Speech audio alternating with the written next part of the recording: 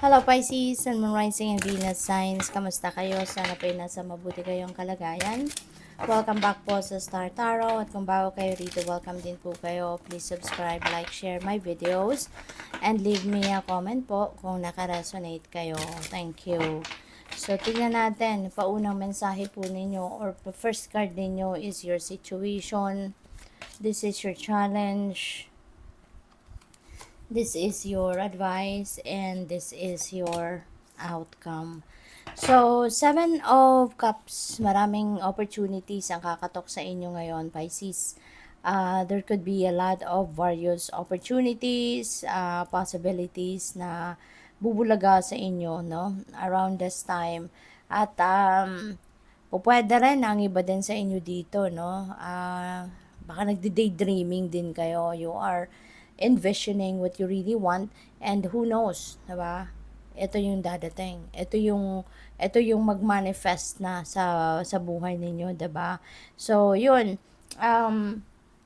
Pwedeng malito kayo sa kung ano man ang pipiliin ninyo rito. Pwedeng ma-confuse, malito, mga ganon. So, 'yun. Anuhin nyo na lang, no, Pisces. Tignan ninyong maigi, pag-isipan ninyong mabuti, yung ganon. Para nang sa gayon hindi kayo magkamali, no? Pag-isipan ninyong mabuti kung ano yung pasok sa criteria ninyo or pag-isipan ninyong mabuti kung ano yung dadating talaga, no? Or I mean kung ano talaga yung magugustuhan ninyo, no? Na i-enjoy ninyo, yung ganon, no? So, yung challenge nyo lang din is Queen of Cups, no? Kasi parang siguro baka malito talaga kayo rito. Kaya parang hindi ninyo napapansin or mapapansin kasi baka focus kayo dun sa pag-iisip at doon sa kung ano man ang mga opportunities na yan. Kaya parang hindi ninyo naririnig yung guidance sa inyo ng universe. But in this case, mas kailangan nga ninyo na pakinggan kung ano yung gabay sa iyo ng universe para na matulungan kayo makapamili ng kung ano or kung alin dyan talaga sa mga opportunities na yan ang kukunin ninyo or kung alin dyan yun iti-take advantage ninyo, hindi ba? Kaya dapat mas mag-focus kayo, mag-concentrate kayo on that. So, yung advice sa inyo, justice, no? You're getting what you deserve. Kung ano yung para sa'yo, makukuha mo. So, magdasal ka, magnilay-nilay ka, magmuni-muni ka. Kasi for sure, the universe is going to lead you, no? Or going to bring you towards doon sa opportunity na yun ang para sa'yo, no? Na yun ang deserve ninyo. Okay? At balance also will be back in your life, no? Maaaring kailangan nyo ng ibalik din dito sa buhay ninyo yung balanse para mas makapag-isip kayo ng mabuti, mas makapag-focus kayo, ma-determine ninyo on your own, 'di ba? Kung ano dito, yun talagang mapapakinabangan ninyo. Which opportunity will be more beneficial for you, 'di ba? So, yung outcome ninyo is Three of Pentacles. Okay? So, yung Three of Pentacles na to, this is the beginning of your success, Pisces. So, most likely, yung mapipili ninyo rito na na ang mapipili ninyo dyan na opportunity, maaaring eto na yung ninyo, eto na yung maghahatid sa inyo sa tagumpay. Baka eto na yung magbibigay sa inyo ng success, no, Pisces. Kaya napakaganda.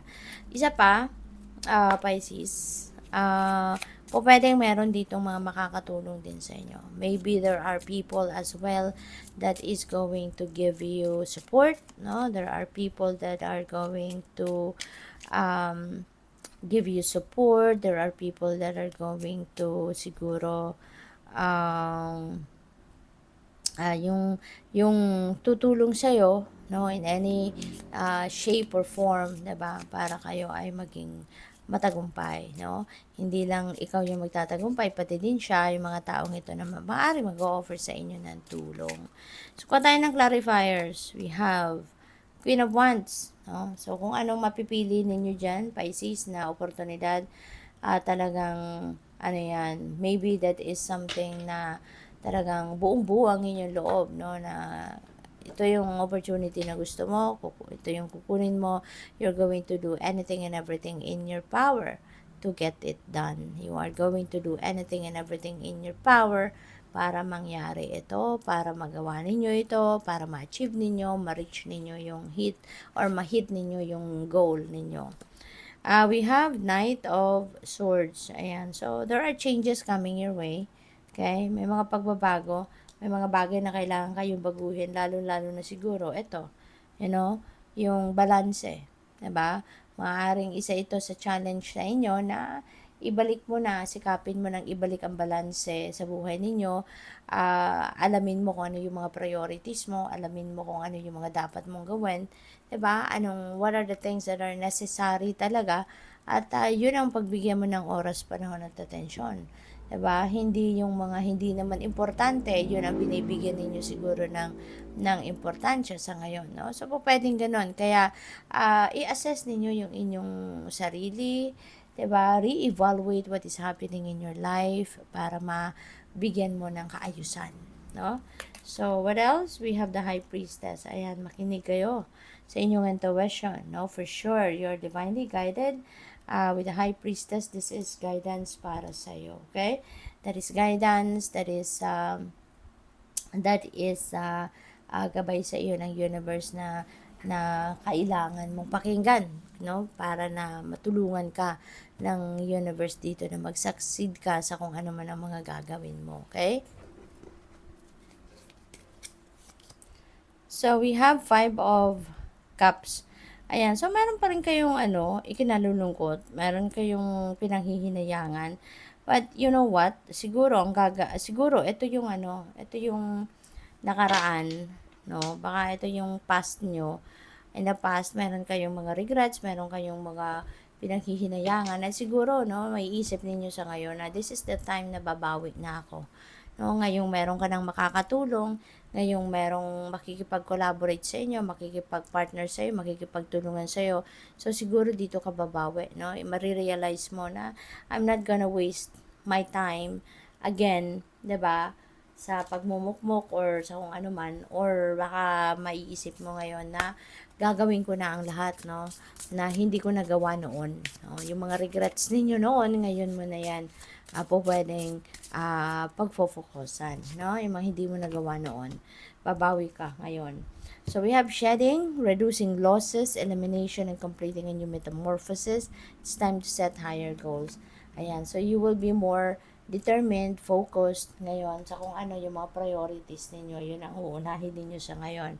You are going to start shedding old skin, papalagpasin mo sa ngayon kung ano man, or papalipasin mo or aalisin mo sa ngayon kung ano man yung mga hindi necessary, whatever is not important, or whatever is old energy, no? Parang tatanggalin mo na yan sa buhay mo sa ngayon, no, Pisces? So, that's really beautiful. So, ayan, hala. Pasensya na. So, we have door to personal healing and happiness. Wow, there is a new door opening up for you. At ito naman ay para sa inyong personal healing, no, and happiness. So, napakaganda kasi kung meron kayong mga issues also within yourself, ngayon, mafi-fix mo na din yan. That's going to be healed at maaayos na din yan. Kaya magiging masaya ka na, no?